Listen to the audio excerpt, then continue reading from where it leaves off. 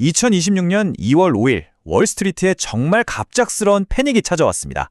오늘 이 분석에서는 바로 그 말 도대체 무슨 일이 있었던 건지, 또 왜 그런 일이 벌어졌는지, 그리고 이게 앞으로 어떤 의미를 갖게 될지 하나씩 깊이 파헤쳐 보겠습니다. 자, 한 시장 분석가의 이 말로 시작해보죠. 이 한마디가 당시 월스트리트를 뒤덮었던 그 불확실성과 팽팽한 긴장감을 정말 잘 보여주는 것 같아요. 네, 그럼 시간을 되돌려서 2020년 2월 5일 바로 그날로 가보겠습니다. 이날은 시장에 위험의 피 광풍이 불고 너도 나도 주식을 팔아치우는 적극적인 청산이 일어난 날로 기억됩니다. 그래서 피해가 어느 정도였을까요? 우선 기술주 중심의 나스닥 지수가 하루 만에 1.59%나 빠지면서 엄청난 타격을 입었습니다. 근데 이 패닉은 기술주 시장에만 머물지 않았어요. 암호화폐 시장도 이 거대한 폭풍을 피하지 못했죠. 비트코인은요, 무려 14% 넘게 폭락했습니다. 정말 엄청난 수치죠. 시장 기술 분석가들이 내놓은 이 한마디가 당시 분위기를 정말 잘 요약해 줍니다.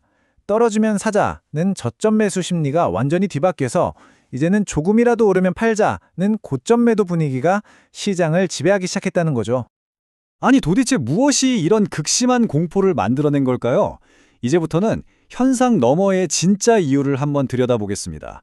시장을 이렇게 패닉 상태로 몰고 간 데에는 크게 두 가지 핵심적인 불안감이 있었습니다. 공포의 촉매제는 바로 이 두 가지의 조합이었습니다. 한쪽에서는 빅테크 기업들이 AI에 정말 천문학적인 돈을 쏟아붓고 있었고요. 다른 한쪽에서는 그 투자가 결실을 맺기도 전에 경제가 식어가고 있다는 경고등이 깜빡이기 시작한 거죠. 이 두 가지 두려움이 합쳐지면서 시장을 그대로 덮친 겁니다. 이렇게 시장이 미친 듯이 요동칠 때 투자자들은 정말 혼란스럽기 마련입니다. 그래서 이럴 때일수록 잠시 한 발짝 물러나서 이런 혼돈 속에서도 우리가 중심을 잡을 수 있게 도와주는 시간을 초월하는 투자의 기본 원칙들을 다시 한번 돌아보는 게 중요합니다. 우리가 시장의 움직임을 통제할 순 없잖아요. 하지만 리스크, 즉 위험을 이해하고 관리하는 우리 자신의 생각의 틀은 통제할 수 있습니다. 자, 그렇다면 이 변동성을 어떻게 헤쳐나가야 할까요? 첫 번째로 알아야 할 건 바로 체계적 위험입니다.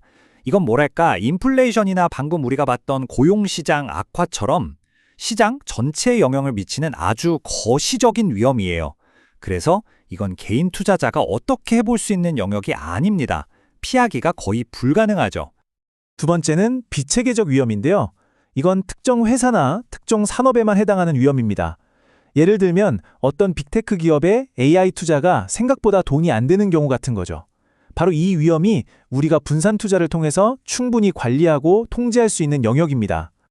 자, 그래서 전문가들이 공통적으로 이야기하는 핵심 전략들입니다. 마치 폭풍우 속에서 길을 잃지 않게 해주는 나침반 같은 것들이죠. 첫째, 여러 자산에 나눠 투자해서 위험을 분산시키고요. 둘째, 내가 감당할 수 있는 수준으로 위험의 크기를 조절하고, 셋째, 시장이 오르든 내리든 흔들리지 않고 꾸준히 투자하는 겁니다. 그리고 마지막으로 내가 지금 어떤 위험에 노출되어 있는지 냉정하게 분석하는 것, 이게 핵심입니다. 자, 이제 다시 관점을 좀 바꿔보겠습니다. 이 모든 패닉을 일으켰던 그 AI 지출 문제를 다시 한번 들여다볼 텐데요. 이번에는 단기적인 공포의 시각이 아니라 아주 장기적인 전략의 렌즈를 통해서 한번 살펴보죠. 이 슬라이드를 보시면 시장이 왜 그렇게 놀랐는지 바로 이해가 되실 겁니다.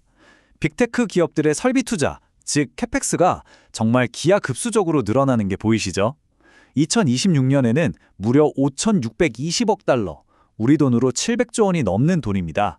이건 웬만한 나라의 1년 예산보다도 훨씬 큰 규모예요. 그런데 말이죠. 여기서 아주 흥미로운 반전이 있습니다. 이 회사들 그냥 막 돈을 쏟아붓고 있는 게 아니에요. 이 엄청난 지출은 빚을 내서 하는 게 아니라 전부 자기들이 벌어들인 막대한 현금으로 충당하고 있다는 겁니다. 보유한 현금성 자산만 4,900억 달러, 지난 1년간 벌어들인 순수 현금만 4천억 달러예요. 그러니까 이들의 베팅은 충분히 감당 가능한 계산된 베팅이라는 거죠. 이 상황을 정말 기가 막히게 설명하는 비유가 하나 있습니다. 바로 디지털 골드러시입니다. 지금 빅테크 기업들은 금을 캐는 데 꼭 필요한 곡괭이와 삽, 즉 데이터 센터나 반도체 같은 인프라에 어마어마한 돈을 투자하고 있는 거예요. 그리고 모두가 초조하게 진짜 금, 즉 실질적인 수익이 터져 나오기만을 기다리고 있는 거죠. 사실 모든 기술은 비슷한 발전 단계를 거칩니다. 처음에는 인프라를 까는 데 집중하고 그 다음 단계로 자연스럽게 넘어가게 되죠. 바로 여기서 AI 이야기에 초점이 옮겨가는 걸 볼 수 있습니다. 지금까지는 이 디지털 고속도로를 까는 조력자들, 에네이블러들에게 모든 스포트라이트가 쏠려 있었다면 이제는 그 잘 닦인 고속도로 위를 달리면서 각자의 산업을 혁신할 채택자들, 어댑터즈에게로 관심이 서서히 옮겨가고 있다는 겁니다. 이게 무슨 뜻이냐면 결국 시장의 질문이 바뀌고 있다는 겁니다. 예전에는 얼마나 투자했어가 중요했다면 이제는 그래서 그 투자로 얼마를 벌 건데? 로 질문이 바뀌고 있다는 거죠. 한마디로 과대 광고의 시대는 가고 이제 진짜 실력으로 결과물로 보여줘야 하는 시대가 오고 있다는 뜻입니다. 그리고 이 데이터가 정말 중요한 점을 시사합니다. 우리가 흔히 빅테크라고 뭉뚱그려 말하지만 속을 들여다보면 전혀 다르다는 거죠. 보세요. 알파벳이나 엔비디아는 시장을 압도하는 성과를 냈는데 아마존이나 메타는 오히려 부진했죠. 왜 이런 차이가 날까요?